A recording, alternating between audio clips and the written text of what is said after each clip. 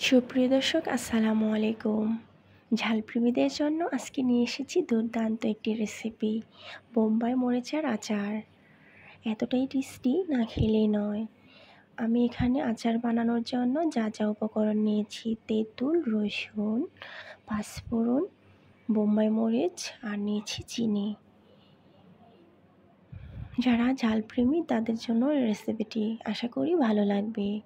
প্রথমে হাফ কাপের মতো সরিষার তেল দিয়ে দিচ্ছি কড়াই, আর 1 চামচের মতো পাঁচফোড়ন আর 2টো তেজপাতা দিয়ে সুঘ্রাণ আসার আগ পর্যন্ত ভেজে নেব। এই আচারটা যাদের মুখে রুচি নেই, এটার ঘ্রাণ শুনেই খেয়ে নিতে পারবেন।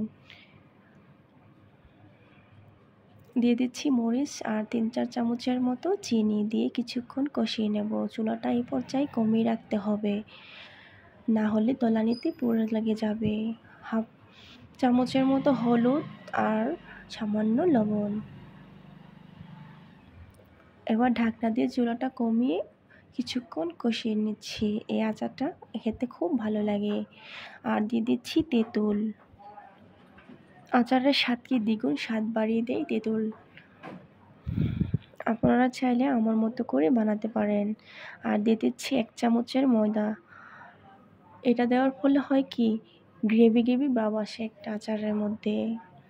আর যদি আমার ভিডিওটি ভালো লেগে থাকে, প্লিজ আমার চ্যানেলটিকে সাবস্ক্রাইব করে পাশে থাকবেন। আর নিত্য নতুন ভিডিও পেতে আমার চ্যানেলের সাথেই থাকুন। ধন্যবাদ সবাইকে। আল্লাহ হাফিজ।